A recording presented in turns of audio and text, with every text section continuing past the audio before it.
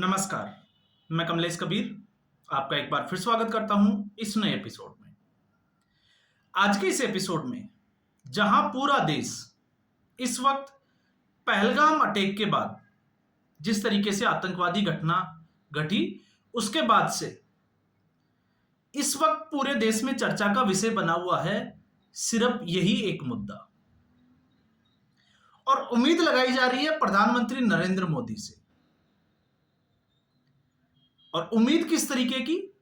क्योंकि पब्लिक भावुक है, तो सीधे तौर पे उम्मीद यह है, और सब एकटकी नजर से देख रहे हैं। और एकटकी नजर से क्यों देख रहे हैं? क्योंकि हम लोगों की एक खास बात है, और वो खास बात यह है कि हम अपेक्षा ज्यादा रखते हैं। और किस तरीके से रखते हैं और किससे रखते हैं? हम अपेक्षा उससे रखते हैं जिसने पहले कुछ करके दिखाया हो। अब ऐसे में उरी अटैक के बाद सर्जिकल स्ट्राइक और फिर पुलवामा अटैक के बाद में बालाकोट एयर स्ट्राइक, तो अब पब्लिक जो है वो बेसब्री से इंतजार कर रही है कि किसी भी तरीके से आज रात को ही प्रधानमंत्री नरेंद्र मोदी पाकिस्तान के ऊपर हमला कर दे और बदला ले लिया जाए। लेकिन इस बार लगता है कि केंद्र सरकार ने कुछ अलग रणनीति बनाई है। अब वो अलग रणनीति जो आपको देख पता भी चल गया होगा, जिस तरीके से सिंधु जल समझौते की जो संधि थी उसको रद्द करना, और भी कई मोर्चों पे जो है वो भारत जो है वो कार्रवाई कर रहा है। और साथ में उम्मीद ये भी है, जिस तरीके से केंद्र सरकार ने अपील की है न्यूज चैनल से कि वो कहीं भी सेना से संबंधित विजुअल्स जो है फुटेज जारी नहीं करे अपने चैनल के ऊपर। लेकिन इस बीच एक बड़ी खबर जो चर्चा में नहीं रही, और वो थी दिल्ली और हम कहें अरविंद केजरीवाल की। अरविंद केजरीवाल ने इस बार इस अटैक के बाद में तो इस तरीके का कोई स्टेटमेंट नहीं दिया, लेकिन सुर्खियों में भी इस तरीके से, जिस तरीके से केजरीवाल ने एमसीडी चुनाव में अपने हाथ पीछे कर लिए, और बहाना यह बनाया जा रहा है, जिस तरीके से सौरभ भारद्वाज ने प्रेस कॉन्फ्रेंस करके कहा कि वो दिल्ली में और दिल्ली के विकास के लिए भारतीय जनता पार्टी की ट्रिपल इंजन की सरकार चाहते हैं, ताकि भारतीय जनता पार्टी को बहानेबाजी का मौका नहीं मिले। अब यह है आम आदमी पार्टी का कहना, लेकिन अगर आप इसको विश्लेषण करने बैठोगे तो आपको कुछ और चीजें जो है वो देखने को जरूर मिलेगी, जो आपके साथ समझ में आएगी। पहला, कि क्या यह अरविंद केजरीवाल की कोई रणनीति का हिस्सा है?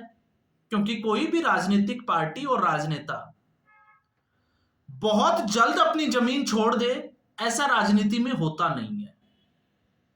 तो फिर एक ही चीज जो है वो ऐसा करने के लिए मजबूर करती है, वो है डर, या फिर आगे का भविष्य का फायदा। अब जब हम इसकी बात करते हैं तो डर क्या है अरविंद केजरीवाल को? आपने देखा होगा जब एमसीडी के चुनाव हुए 2022 के अंत में, तो उस वक्त आम आदमी पार्टी के पास 134 पार्षद थे, जबकि बीजेपी के पास सिर्फ 104। लेकिन दिल्ली विधानसभा चुनाव के परिणाम आते आते ये आंकड़ा जो है वो बदल जाता है, और आम आदमी पार्टी के 113 और भारतीय जनता पार्टी के 117 हो जाते हैं। तो मतलब आप दल बदल जो है वो साफ तौर से देख सकते हैं।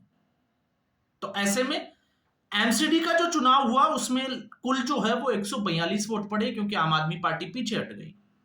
अब ऐसी स्थिति में भारतीय जनता पार्टी के जो मेयर है वो बने राजा इकबाल सिंह, जिनके पक्ष में 133 वोट पड़े। अब 117 से आप टैली करिए 133, और कांग्रेस पार्टी को 8, 1 वोट जो है वो अवैध हो जाता है। तो मेयर बन गया भारतीय जनता पार्टी का, तो ट्रिपल इंजन की सरकार। और दूसरा, डिप्टी मेयर के लिए जहां कांग्रेस ने अरीबा खान कैंडिडेट बनाया था, फिर नाम वापस लिया, इसलिए भगवान यादव को भारतीय जनता पार्टी की तरफ से डिप्टी मेयर घोषित कर दिया गया, निर्विरोध चुनाव हो गया। अब यह स्थिति जो है वो बनी एमसीडी की।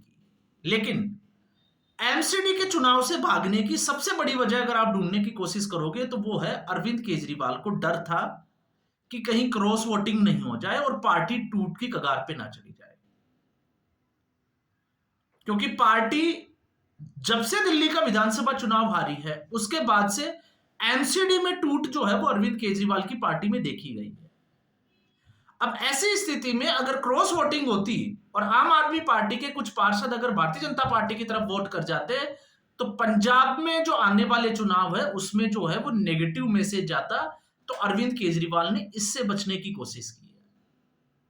और आपको पता ही है, इस वक्त अरविंद केजरीवाल पूरे बोरे बिस्तर के साथ में, चाहे वो केजरीवाल हो, मनीष सिसोदिया एक बार फिर जो है वो पंजाब में सुर्खियों में है। और उसकी बड़ी वजह यह है जिस तरीके से उनको सरकारी बंगला और सिक्योरिटी दी गई है, जबकि वो किसी भी संवैधानिक पद पर नहीं है और ना ही आम आदमी पार्टी का कोई एमएलए है। और इसको लेकर मनीष सिसोदिया भी अब सवालों के घेरे में है कि आखिर आम आदमी की बात करने वाले जो है वो वीआईपी ट्रीटमेंट क्यों ले रहे हैं, और वो भी पंजाब सरकार से। तो अभी पूरी एक जो लॉबी है आम आदमी पार्टी की, जिसको हम कहेंगे घोटालों वाली जो लॉबी है, वो पूरी पंजाब में टिकी हुई है। तो यहां पर दिल्ली में एक और नुकसान की उम्मीद में अरविंद केजरीवाल शायद उसको झेल नहीं पाते, इससे बचने के लिए एमसीडी चुनाव से साफ तौर से भाग गए। क्योंकि अगर तो आम आदमी पार्टी अब टूटती है तो फिर आप समझ सकते हो कि आम आदमी पार्टी का दिल्ली में उठना जो है वो नामुमकिन नजर आता है। अब इसका दूसरा कारण, जब हम कहते हैं कि अरविंद केजरीवाल भविष्य की जो है वो तलाश में है, तो हो सकता है ये दाव उल्टा पड़ जाए। और जब मैं ये कहता हूं कि उल्टा क्यों पड़ जाए, तो भारतीय जनता पार्टी ने जब से चुनाव जीते हैं तब से ही सरकार बन के गठन से पहले ही अपने तेवर दिखाने शुरू कर दिए, चाहे वो यमुना की सफाई हो या फिर दूसरे मुद्दों के ऊपर हो। और लगातार केजरीवाल के कारनामे जो है वो विधानसभा में रखे जा रहे हैं, जनता को बताए जा रहे हैं। अब ऐसी स्थिति में अगर अरविंद केजरीवाल के हिसाब से अगर हम सोच के देखें कि एमसीडी अगर बीजेपी के पास जाती है, तो दिल्ली को अगर आप देखोगे तो दिल्ली जो है वो देश की राजधानी और घनी आबादी क्षेत्र है। तो ऐसे में एमसीडी के पास चैलेंजेस ज्यादा है। और अरविंद केजरीवाल ने तो पिछले 11 साल में ऐसा कुछ किया ही नहीं था। हालांकि एमसीडी बीजेपी की थी, लेकिन टकराव की स्थिति थी।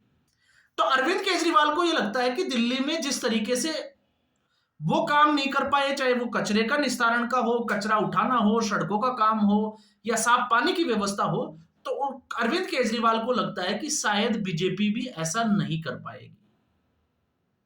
चैलेंजेस ज्यादा है।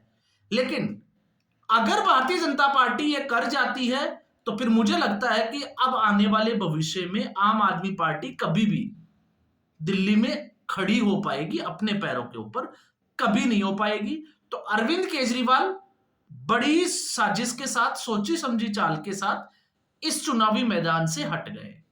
अब कहने के लिए और बहाने बनाने के लिए जो है वो आम आदमी पार्टी के पास बहुत सारी चीजें हैं। और झूठ बोलने में जिस तरीके का महारत हासिल है वो आप देख ही चुके हो कि आम आदमी होने के नाते आम आदमियों को एक सपना दिखाकर किस तरीके से वीआईपी ट्रीटमेंट लिया। हालांकि अभी अरविंद केजरीवाल की बेटी की शादी भी हुई, हम उस पर भी वीडियो बना सकते थे, लेकिन मुझे लगता है कि वो गलत होगा। क्योंकि हर माँ बाप का उसकी बेटी का जो शादी करना है वो एक बड़े सपने की तरह होता है। अब वो जितना धूमधाम से उसकी हैसियत होती है वो उतनी धूमधाम से कर सकता है, लेकिन इसलिए मैंने इस पर जो है वो वीडियो बनाना जरूरी नहीं समझा। क्योंकि हमने देखा है कि माँ बाप जो है वो कर्जा लेकर भी अपनी बेटी को हैसियत से ज्यादा देने की कोशिश करते हैं। तो शायद अरविंद केजरीवाल ने अपनी बेटी की शादी की, तो मैं उस पर जो है वो कोई टिप्पणी नहीं करूंगा। हालांकि ट्रोल हुए, उसकी वजह जो है वो अरविंद केजरीवाल खुद ही थे, क्योंकि अरविंद केजरीवाल ने पहले ही जो है वो जनता से वादा कर दिया था कि वो आम आदमी की तरह जो है वो शादी करेंगे, लेकिन ऐसा कुछ हुआ नहीं। तो मैं उस विषय में जो है वो आपसे माफी चाहूंगा कि मैं अरविंद केजरीवाल के लिए कुछ टिप्पणी करूं। आम आदमी पार्टी की वो पुरानी जो अरविंद केजरीवाल क्या बोलते थे, क्या फैक्ट्स थे, उनको मैं निकालूं और आपको बताऊं। मैं उसमें बिल्कुल जाना नहीं चाहता, क्योंकि ये मेरे स्वभाव का हिस्सा नहीं है। राजनीति में हम राजनीति की बात करें, राजनीतिक विश्लेषक होने के नाते या हम किसी न्यूज का एनालाइज करते हैं, तो मुझे लगता है कि हमें कुछ चीजों के ऊपर मर्यादाओं को ध्यान में रखते हुए, हालांकि एक पूरी टोली जो थी वो अरविंद केजरीवाल के पीछे लग गई थी, लेकिन यह भी सत्य है कि अरविंद केजरीवाल की कथनी और करनी में अंतर है। इसलिए अरविंद केजरीवाल इस वक्त जो है वो सीधे तौर पर मीडिया के निशाने पर है। जिस तरीके से दिल्ली को सपने दिखाए, और आज स्थिति यह हो गई कि जो अरविंद केजरीवाल दम्भ भरता था कि वो दिल्ली का मालिक है, आज वो चुनाव लड़ने से भी डर रहा है। और इस डर की वजह क्या है? इस डर की वजह है जनता, क्योंकि जनता के लिए अरविंद केजरीवाल ने ऐसा कोई काम किया ही नहीं। इसके लिए हम भारतीय जनता पार्टी को क्रेडिट दे तो मुझे लगता है वो भी नाइंसाफी है, क्योंकि 11 साल में पब्लिक जो है वो अच्छे से समझ चुकी थी कि अरविंद केजरीवाल की स्थिति उस कहानी की तरह है जिसमें आपने देखा होगा कि भेड़ चराने वाला लगातार जो है वो भेड़िया आया भेड़िया आया भेड़िया आया की बात करता था। तो आज अगर अरविंद केजरीवाल सच भी बोले तो मुझे नहीं लगता शायद जनता जो है वो उसके ऊपर विश्वास करेगी। लेकिन एमसीडी चुनाव से पीछे हटने की वजह जो है वो मैंने आपको बताई। वजह नहीं, ये सीधे तौर से डर था। और एक अरविंद केजरीवाल को उम्मीद है कि शायद भारतीय जनता पार्टी अच्छा नहीं कर पाएगी, जिसका फायदा वो आगे आने वाले चुनाव में उठा सकते हैं। लेकिन उसकी मुझे नहीं लगता कि अभी जो है वो ऐसा कुछ नजर आने वाला है। तो आज के एपिसोड में बस इतना ही। उम्मीद करूंगा वीडियो एपिसोड आपको पसंद आया होगा। वीडियो को लाइक करें, शेयर करें, चैनल जरूर सब्सक्राइब करें। धन्यवाद।